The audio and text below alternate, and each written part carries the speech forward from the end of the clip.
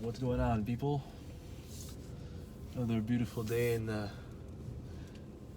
Well, it's not that beautiful, but it's beautiful in other ways. So I decided to do another video because I had another idea, of course. And I wanted to make this one a little shorter too, because I felt like the other ones were a little long. So I kind of want to, investing 15 minutes, 20 minutes of your time into a video, it's quite a long time for someone that you don't really you don't really know anything about, So I want to hit more of that sweet spot. So anyways, video today, what I want to get talking about is something that we all go through, and that is the idea of intrusive thoughts. Intrusive thoughts. So intrusive thoughts is basically, in essence, the definition of it is any thoughts that are unwanted that are unwanted, essentially. They're unwanted thoughts.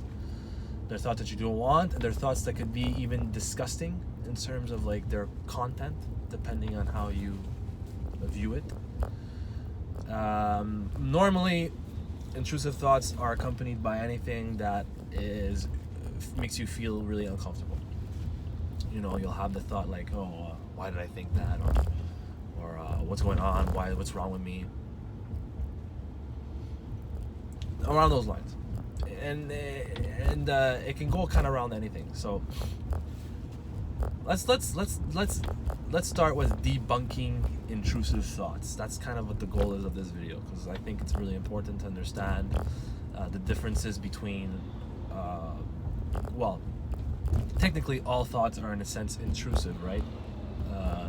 Not in that we don't want them, but they're kind of like out of our volitional control in a sense, because normally throughout the day, as you're driving, walking, whatever, the brain is going to consistently just keep on sending you messages, no matter what. It's non-stop. When you put your head on the pillow at night, think to yourself and realize that shit, I pretty much just talk to myself in my head non-stop all the time. I'm always talking to myself in my head. I'm having a conversation with myself all the time. And notice that why you're having this conversation is not because you're thinking of those thoughts, but it's normally, if you really pay attention to it, it's almost as if it's automatically being put into your brain. Like your brain is sending you the message or telling you a story, right? And the word I'm looking for is like, you're kind of listening to it by saying, oh shit, yeah, I see what you mean. So the brain kind of does that all day. For whatever reason, it just does. So that's myth number one. Myth number one about intrusive thoughts, that they are significant, right? They're significant. Now, that's the myth is basically that we believe that because our brain is telling us that stuff, it's important, which is the furthest thing from the truth. It's not. The brain we learn most of the time, we learn by association. What does that mean? The brain sees something and it has an association. That's how we're also able to retain memories of sometimes when we were kids a long time ago. We could see something or hear a song and we get this nostalgic feeling. That's an association. Brain is a very powerful form of learning by association. That's why they say, that saying, monkey see, monkey do. There's a reason why they have that saying, because we learn by seeing, by associating, and by seeing things. So it's a big way that we learn. And so the brain, whenever you're walking by, sometimes some things will just remind you of things, and you have no control. And notice how you have like no control over it, right? Maybe you'll walk by a street, right? You'll walk by a street, and you're at the corner of that street. There's like this restaurant. You're like, oh yeah, I remember I had a date there once. with some random girl that you don't even talk to anymore, but you still remember her name, or you still remember some parts of it, but you also remember, shit, I remember being there and it was really good. But you didn't consciously think of it when you were passing by that restaurant. It just popped into your head without any volitional control. You had no autonomy over it. The brain just sent you that message. So a lot of the times that happens to us. Sometimes it could be way more disturbing thoughts that we all have, and according to scientists, I don't remember the source of where it was, but you could look for it yourself, which I recommend you doing, always to look, just in case I'm wrong. But I remember reading that somewhat 90% of people in the world, 90% experience intrusive thoughts. So this is a very common thing. Everybody has it, purportedly 90%. Who's the other 10? I don't know. But, and some of them, like I said, are more disturbing than others. Some intrusive thoughts could be holding a knife in your hand and like, I wonder what would happen if I would stab myself. You ever held a knife in your hand and have these types of thoughts, but you had no control over these thoughts? They just pop into your brain. That's association. You associate having a knife with murder, right? There's a a lot of horror movies, all that type of stuff. That's that the brain is just processing what it knows. So the moment that you're holding a knife, sometimes it'll say things like, I wonder what happened if I were to stab someone. Or you're on a bridge. I wonder what happened if I were to to drive off this bridge, driving on the bridge. These are the automatic thoughts that we do not have control over, that sometimes can take us away from the present moment. And sometimes most people can look at these thoughts and kind of like, whatever, it's just stupid, right? You could like kind of overlook them and just be like, whatever, right? And shrug it off, and then it's no biggie. However, there are some other people who it really, really sticks to them because it questions their character, because they think it's significant. They think it's significant that it means something that they're not too sure about. It means something like, it must mean that I'm a psychopathic murderer or a rapist or some shit like that if I had these types of thoughts. Which is not really true. You have a lot of thoughts, and thoughts don't mean anything until there's an action. At least that's what I believe. Your thoughts, they don't mean much, not until you actually action, and not until there's an actual thing being done about it, right? That's just my perspective. Other people may disagree, but that's what I think. I don't think thoughts are very significant. When you study and meditate a lot, study mindfulness, you realize that thoughts don't really have much bearing. But unfortunately, the myth that this is important and this is significant adds to the derailing of your mind, of your awareness, and you start focusing on, why did I think that, why did I do that?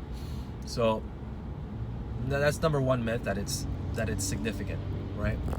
And the only reason why it's significant, that we would think it's significant too, is not only that it questions our character, but it kind of activates a certain response, like a threat response, right? We kind of get scared and get nervous, and we use that emotion as a form of truth. That, I'm feeling this way, so therefore it must be true, which is an actual form of cognitive distortion, right? So all these types of things play into account. So cognitive distortion is like you're emotionally reasoning with yourself. You're saying, I'm feeling nervous, so therefore it must be true, which happens quite a lot. So that's the second rule of the myth, that because I'm feeling nervous, it must be true. This is another myth. So it's not significant, the thought in itself and the content, and it's not significant in itself because of the emotional component of these intrusive thoughts. So these are just a few.